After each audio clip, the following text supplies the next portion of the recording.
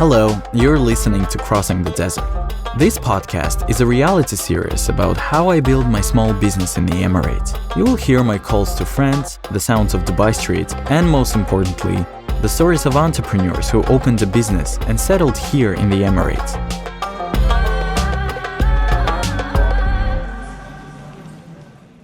I'm Isaac. I came to Dubai to put down my roots here. The stories of entrepreneurs who have already succeeded here will help me on my way. In each episode, I interview people from India, Egypt, Palestine, Caribbean islands, UK, and other countries. I don't know which ones yet because the story is just the beginning. The podcast is brought to you by Fortis, the omni-channel platform that integrates POS, CRM, orders, payments, and loyalty programs for small and medium-sized businesses. So we are currently in the Jumeirah district in Dubai. What do you see around? I see a lot of greenery. This is a very green neighborhood, which is a cool thing. This is a very special moment for me. I had just landed in Dubai, and Dubai opened up to me from a side I never expected to see. There are a lot of flowers, like specifically pink flowers, which is a very beautiful contrast with green grass. It looks like cool neighborhood in somewhere in the United States, in LA, I would say that what vibes it gives me. And if you look to the right, you can see buildings and business bay in the district itself. Wow. I like this contrast between like these high, tall buildings and the tranquility of this neighborhood. It is wonderful. And they even, look at that, they even have the swing there. I'm walking into Simy's home. Simy is a sustainable fashion designer and founder of the slow fashion brand Sustainably U. Hello. Hi. I'm Simy. I'm Isaac. Nice meeting you. Nice to meet you. How are you? Good. How are you doing? Good. This is a lovely place. It's a little heaven in Dubai. Huge tree surrounded by many colorful flowers is the first that grabs my attention. Then I see a bright, elegant house with floor-to-ceiling windows and a paved path that leads to somewhere I can't see. I'm here to record an interview for my first ever podcast project, but this conversation changed my life. I'm from Kerala in India, and it's a tropical state. It's very, very green with lots of animals and birds and fireflies and stuff. I still remember sitting on my grandfather's lap and around 7 o'clock in the evening, and you look out on the veranda. You know what a veranda is? Yeah. On the veranda, and you can see millions and millions of fireflies on trees. And it looked like Christmas. Today you go back, there is no fireflies. It's gone. And it's because of us. The strong connection Simy has with nature defines everything she does as a businesswoman. And it's not only about her eco-friendly products. No, it's about her approach to life itself. Just live in the moment. I love that. Because, as people, we've been taught to think about the future more than now. You need to focus on today. But our focus is always that thing that will happen. And it's a conscious effort. My husband, he's completely my opposite. He's somebody who lives in the future. It took me a long time, but every now and then I have to tell him, just enjoy now. Forget about, because that would happen. Do you remember any specific example, when you were like, hey, slow down. Let's take a moment. This is what is happening right now. So he was in the US for their board meeting. And he knows for a fact that they love what he does because his area has got the biggest numbers. The way I don't like sales. He's a salesperson. He's about numbers. He's about millions and whatnot, right? And then he came back last week from the board meeting, and there's been a reshuffling talk going on in the company about what's going to happen in the near future. He knows that, but he also knows that they really, really appreciate what he does. But in the morning, he was like, oh my God, I just don't know what's going to happen now. They're going to reshuffle. And I'm like, why are you focused on these things? You do not know. Do you know? He was like, no, I don't know. Okay, then. It's just, you just woke up. Let's have a coffee and Philip is going to school. And Okay. And then he mumbled a little bit, and then he forgot about it. Like, okay, yeah, she's right. Yeah, yeah, yeah, yeah. We talked with Simy for 2 hours about business, life, and nature. And soon, you will hear much more about how Simy built her business in Dubai. But Thank you so much. Thank you. Take care. for the conversation. See Thank you. a lot. As soon as Simy said goodbye and closed the door behind me, I found myself alone on a dusty road filled with mixed feelings, and I had a lot of questions for myself. I even called my friend. The whole story is not about, as I thought it would be. It's completely another story, which I would never guess. And after listening to the interview, you will see and you will understand her yard, her flowers, and what does it actually mean. You will listen to it, and you will. Yeah, I'm interested. How would it affect you? Will it be the same way that it affected me? To understand why this meeting had such an impact on me, I need to take you back and explain how I ended up in Dubai, because believe me, it wasn't part of my plan. One day, I packed my bags, bought one-way ticket, and flew from my native city Krasnodar to Barcelona, Spain. So I arrived on my birthday in Barcelona. It was 9 October. I wanted to spend my birthday in Spain, so I applied for the visa, and I just bought a ticket, one-way ticket to Spain, took my luggage. And the thing is, when I travel, I tend to not to buy ticket bags. Like, I never know for sure what day exactly I'll be coming back and everything, because I have different schedules and things to navigate through.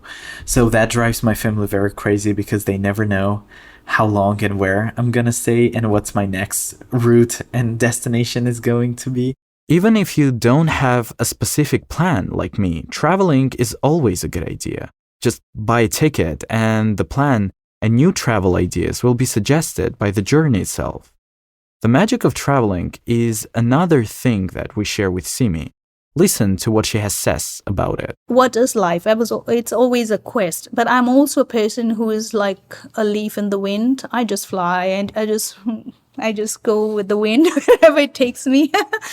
I love how Simy describes herself as a leaf in the wind, because I feel the same way. My collection's hugely influenced by wherever I traveled that summer, or the winter, where I went to, places I visited, people I met. I was in Denmark. Denmark is known for its monarchy, right? It's one of the oldest monarchies. So they have a lot of museums and a lot of events around history. So if you see my new collection, a lot of clothes are kind of influenced by the cut, especially is influenced by the medieval in dress inserts they used to wear. They used to call it slips. So it's very free flowing, and then you wear the corset and the dress on top. So the outer part of the clothing is usually quite restrictive. However, the inner part, which they change into when they sleep, are very free flowing, are something you can just sleep in and wake up, and I can wear it and you can wear it. You can adjust the stitchings. Like, when you think of old wares, you think of clothes that stick to people. You think of clothes that's very, very restrictive. You think of corsets and women wearing so many layers of clothes. But I was getting inspiration from what they wear in the inside, how the clothes the little girls wear, they can move in it, and it was more about growing into those clothes. You can wear it for many ages. Like, a little girl can wear it when they're a baby, but they can also wear it till they're 3, 4, 5. Now you know my and Simy's secret. We're this kind of people, travelers. We're not afraid of the unknown. It inspires us. We absorb the best of different cultures into our philosophy, and it only makes us better. So you understand why I bought a one-way ticket to Barcelona. Yeah, I wanted to see the world. Imagine me then, full of hope and joy, about to rent my first ever rented flat when the owner opens it for me for the first time. He opens the door, I walk in, and I just look at the living room, which is full of natural light. And I love natural light. This is one of the things I really, really appreciate. So, it has a glass table and a huge couch in the beginning, like in the middle of the living room, and it has a study workplace and the bar stand where you could drink some wine, look into the night city square, and it was close to the center. So I was living a nice, good life. The truth is that the world is not prepared for the leaf on the wing kind of people. We need documents, and I had nothing. It was only me, myself, and my passport. I was like, okay, my only way is to find a job, to find a position that can sponsor the visa. I needed a legitimate reason to stay in Europe longer than my tourist visa allowed, so I started looking for a job, and I started with LinkedIn. I applied for offers and left personal messages to recruiters. I would have a phone calls usually. I would leave my number, I had my SIM card, and they would call me. And I remember I was talking to one woman from the company. I don't remember what was going on. And she was like, yeah, so the whole idea is that to answer the calls from 9 to 5. And I was like, what do you mean?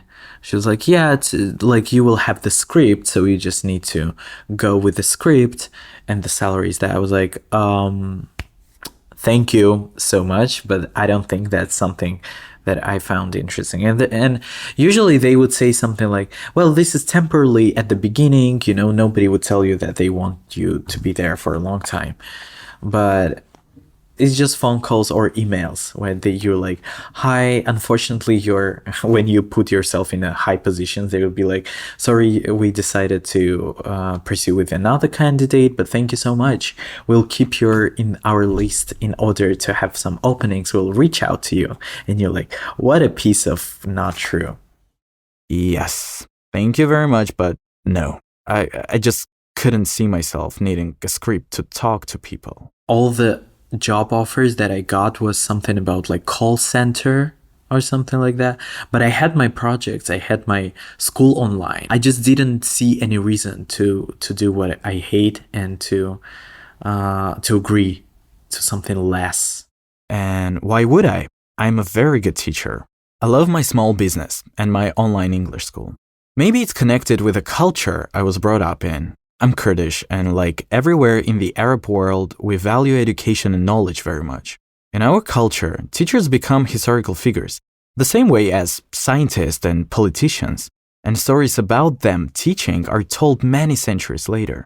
One of my favorite is about Sybawayhi from the 8th century. First, imagine, here I am sitting in Barcelona, and I still have no idea that soon my life will completely change and I will find myself in Dubai in a completely different world. But in the 8th century, when Sybawayhi studied grammar and taught, both the current territory of Dubai and Barcelona were part of the Arab Caliphate. It was huge, from India to the Atlantic Ocean. So, here's the story about Sybawayhi. One day, a group of students approached him, seeking his guidance in mastering Arabic grammar. He did not sit them down in class and did not dictate the rules of grammar for memorization, as was customary at that time. Instead, he took them to the marketplace. This is the Kashmir, this is the embroidery, handmade. There were merchants from different backgrounds. They spoke different dialects. And for me, it sounds like Deira markets nowadays. Oh, welcome back. Here. At the marketplace, Sybawayhi encouraged his students to observe and interact with merchants, artisans, and traders from diverse linguistic backgrounds. He instructed them to engage in conversations, negotiate prices, and inquire about goods and services using the Arabic language. And 12 centuries later, in 2023, here I am, teaching my students the same thing. Language is a tool. If you can use it to buy best spices, ask for a discount, or express your idea, that means that you made a connection with someone. And that is my goal. Do you want to ask me a question using present continuous? Not from the list. Come up with yours. Present continuous. Yes. It makes it harder for you.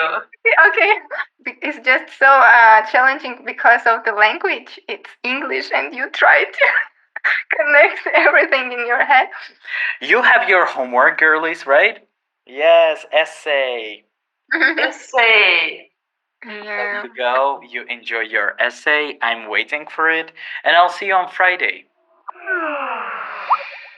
But I cannot just develop my online school instead of finding local job.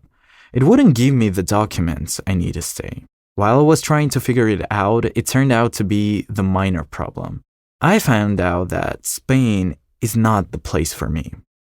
You know, they have siesta. Like, they just need a reason not to work, basically. I don't know, maybe because the Barcelona was full of tourists, but when you walk there, when you do, it can be Monday in the middle of the day and people just enjoying themselves. And they're kind of slow, For example, I had a Zoom call and I needed a place, but at 6 p.m., I think it was 6, I'm not sure about the details, everything closing. So even 5 minutes, they are not willing to wait because they're like, we're closing, that's it, like, get out from here, just like my work day is over. They don't hold themselves for the clients, they don't try to sell more, to do all those things. They are in a very healthy work-life balance. To me now, at my stage where I am right now, I am very passionate about what I do. To me, it's more about Dubai, New York, Moscow lifestyle and type of life where you rush, where you need to manage a couple of projects at the same time, forget about work-life balance. I know that's avoidance and stuff, but that's what drives me. And it's like Isaac Newton's law, energy gives power. So every movement just gives you energy to keep going. So in a couple of weeks, I already thought, maybe I should leave. I had my apartment for 1 month, and when it was closer to due time, I needed to decide, whether I want to prolong it or not. I was like, I'm going to Italy because I had some people where I could stay at first, be not alone in that case, and to see how it works there, and because I know Italian. Quando io parlo di italiano, questo è di emozie, sì. So I was like, well. And do you think I liked Italy compared to Spain? It was worse. It was incredibly cold. It was gray. And then took place what I like to call the filtered coffee situation. There was only one cafe in Rome that served filtered coffee. So I spent my weekday, my Sunday, I had work to do with my laptop. So I planned to go to this cafe with filtered coffee because I really wanted to have filtered coffee to drink and to work. So I spent like around 50 minutes one way. It was very far to get there. I got there and then they told me, oh, sorry, you are not allowed to work here. Don't use your laptop. I was like, what do you mean? And I had article to finish, so I had my deadlines as well. I was like, what do you mean? They're like, yeah, it's Sunday, like people enjoying. Some people complain about that. I was like, who complains? Raise your hands right now. I want to see you people.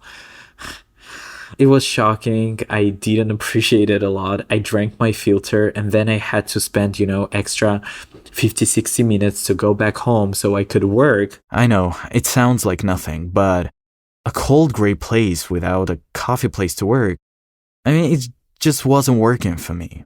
Yeah, so I decided that nothing gonna happen in Italy, so I should take a step back to Barcelona. So I booked my flight, I bought the ticket, I booked my apartment and everything like that. And one time I just wake up, it was like my flight was next day already. And I got an email that my apartment was declined, like the offer was declined, okay, rejected or something.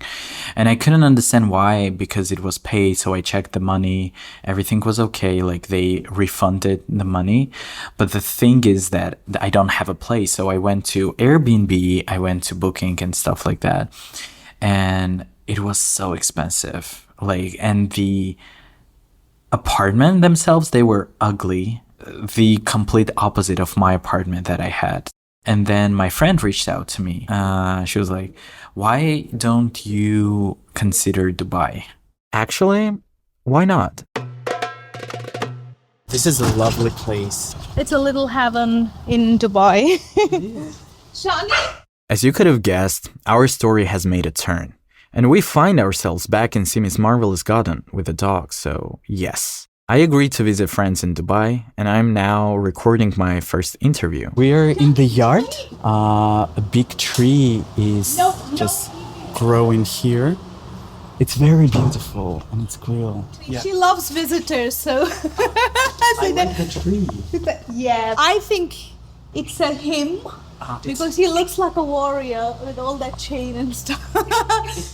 I fell in love with this tree. That's why we moved in here. When we came here, this whole house was a complete ruin. We had to get it all done, and then it took like maybe a couple of months before they could fix everything. But this tree was there, and we just thought that was the most amazing thing. Nice, I love it. This marvelous tree, Simy called wild banyan, and it has a unique quality. In India, the banyan tree is practically a world tree of legends. It grows in width, creating a large shadow, and is very powerful. It made me think about Simy, also from India, also very powerful. It's a banyan tree. It can live for 5,000-6,000 years. I mean, can you see all those chains? I mean, somebody at some point had put something and then like a swing or something like we have. Oh, yeah. And it went inside. You cannot pull it out because it's inside. It has gone in now. Love it. Simy invited me into the house, offered me water, and we started the interview. My name is Simy. I own Sustainably U. I am the creative head and designer for Sustainably U. I'm born and brought up in India, and for most of my life now, I've been living in UAE for past 20 years. So that's almost half of my life. How did Dubai look like when you first came here? Do you remember? Can you describe it? Yes, Dubai was so much smaller. I think it's grown at least double its size now, from all sides. But you knew that you came to Dubai when you saw the Hard Rock Cafe, and that was out in the middle of nowhere. So there was no Burj Khalifa, nothing. I mean, the landmark was Burj Al Arab. But Dubai was Dubai even then, yeah. And I was so young at that time. I wanted to just travel the world. That was perfect. I enjoyed it. I think that's what that showcases in what I'm doing now. Channels. How did you start your business? I just wanted to change. I wanted to change from what I'm doing, but I didn't know what to do. I could not figure out, like, okay, what else should I do that would really fulfill me? And I love the idea of sustainability. And because I grew up in a family where we always were the concept of sustainability was there in everything, that how my mom lived and how our home was operated. The sustainable ways of living are deeply rooted in Simy's family. We used to go out and play, it was never inside the house. We would eat food that was cooked. The vegetables mostly came out of her gardens that she used to have.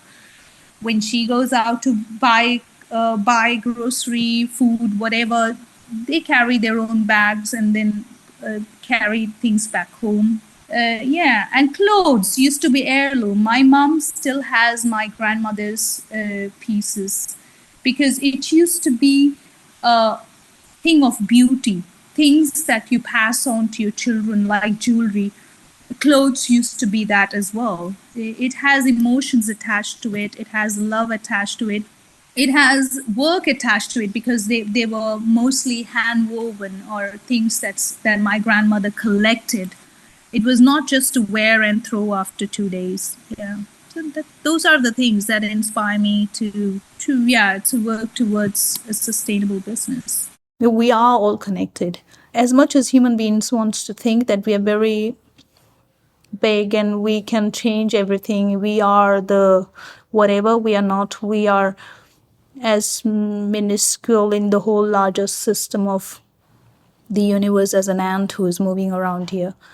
If nature wants, it would not take a second to wipe out the whole. And we, as doing it to ourselves, how stupid is that?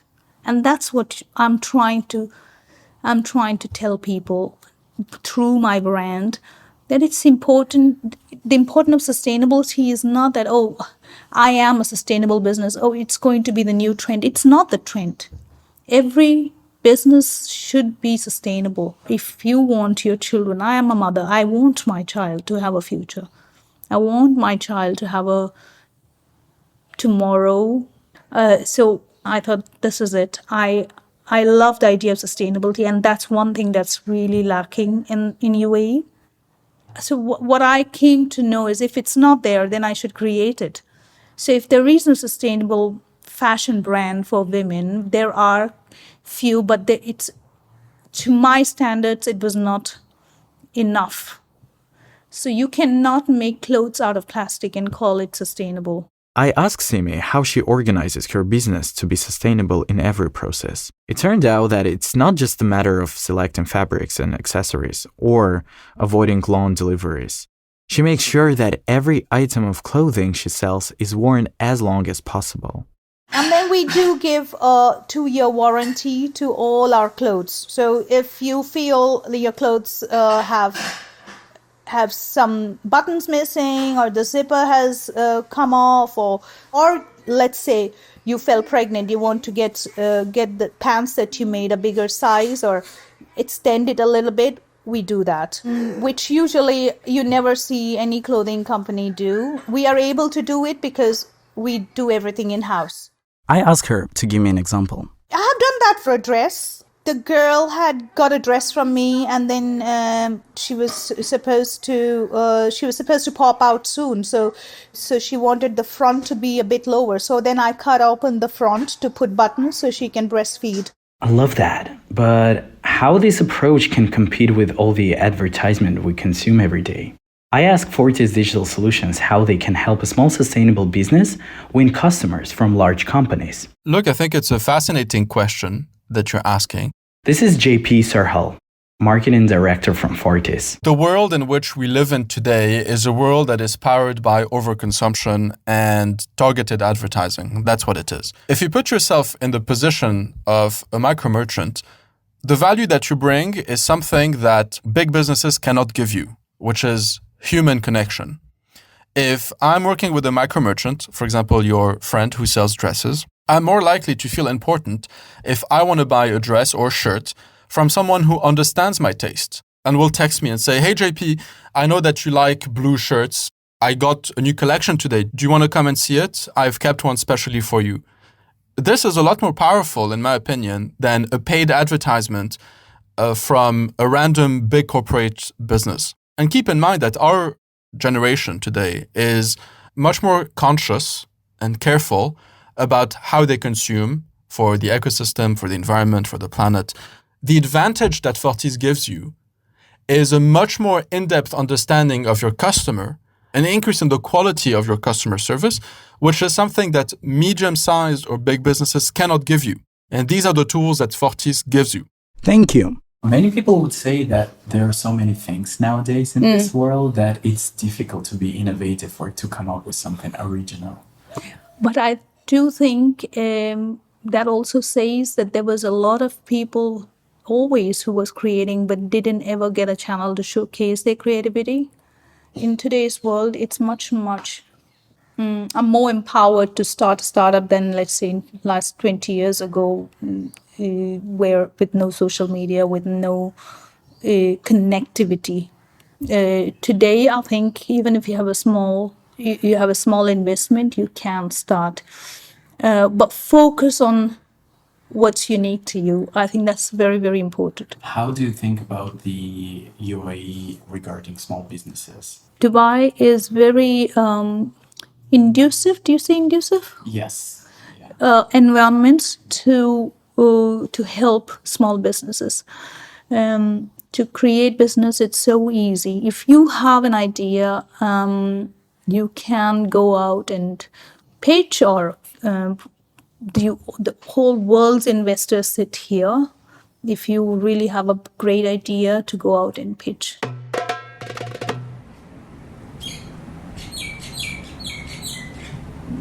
It's true.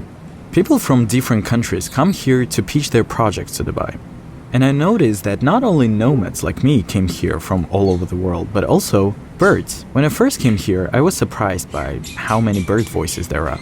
Much more than I expected from a city in the desert. Much more than in European cities. And I recently found out why. Let me quote Jackie Judas, manager and scientific advisor with the Emirates Wildlife Society in association with Worldwide Fund for Nature. What has been interesting is the association of species. These birds tend to live in very different climates, from Central America, like the Muscovy dog, to South and East Asia, like the red-vented bulbul. So you don't usually see them in the same habitat like this. So Dubai is a man-made environment which attracts, let's say, choir of invited specialists from different countries. And each bird has its own features, and each adds something special to Dubai. Common mynas, for example, are social birds and live in large flocks not only with their kind but also with other birds. When mynas need to communicate with each other, they use croaks, squawks, chirps, clicks, whistle, and growls. I mean, I won't be surprised if one day they will find out how to communicate with human. Yeah. I mean, we're sitting here having conversation, and you from the culture you are, I'm from the culture I am. I'm married to somebody from a completely different culture. Yesterday, I was with someone who was British. You kind of make a community, a tribe of all sort of people, and you also realize and learn that everybody on the basic level are the same. There's no division of all the things that you feel when you're in many other different countries. You feel the others either are superior or inferior, or they are different in with your culture, religion. You have so many divides, but I don't think that's there. That maybe that's the kind of people I go around with, but I have never felt that here. It's very you feel a brotherhood or sisterhood or whatever you call it in the community. It's very welcoming. Yes. Then, out of nothing, Simy asked me an unexpected question. But do you like to teach? I love to teach. Yeah? Okay. I love teaching. I love talking to people. I love interviewing people. Yeah. Getting to know people, yes. Maybe then you should do more than just teaching. Suddenly, that's my interview. Love it. Sorry. No, that's I mean, you should write that down, and so you can explore, because I feel you're not a teacher. Really? Yeah. Do you have Maybe another 50 years you will be a teacher, but not yet. Do you feel what can I be? Is that a good question? Can I ask that question? Yeah, you can ask that question. I do think that you should be trying more things. I think you should go into media. Mm-hmm. Yeah. I think because you are a seeker, you're the happiest when you're seeking. Wow. Wow. But it was the time to say goodbye. Thank you again. Thank you. Thank you so much for Thank coming. you. It was nice meeting you. As I left, my mind was blown. There were so many questions. Simy has found her big idea, but what's my big idea? Do I really want to be a teacher? And if not, what should I be? Walking down the dusty road, I left a voicemail for my friend. She told me all about clarity and everything that comes to it and with it, and how everything is just meet us here, that's what freaks me out currently, because it's like kind of impossible. That's a very, very impactful conversation. I was like,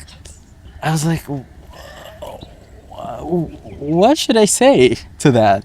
At one moment, she was like, "Are you sure you want to teach?" And I was like, actually no, but why are you asking? She's like, I don't know, I feel that you should be like somewhere different. I was like, oh, okay, like what ideas do you have? And she was like, I think that mass media and media in general is very your thing, but you should get to it. I was like, wow.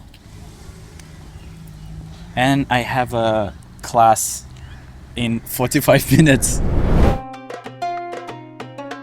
You're listening to Crossing the Desert, podcast by Fortis. Fortis helps seamlessly connect businesses and their customers and run the business. It assists in attracting and retaining customers, selling products and services, accepting payments both online and in-store, and managing finances and personnel. Join Fortis social media. Links are in the episode description. Follow our podcast or add it to your favorites. Give us 5 stars or a heart and leave us a comment. This will help other listeners find out about us, and we will be pleased. And see you in the next episode.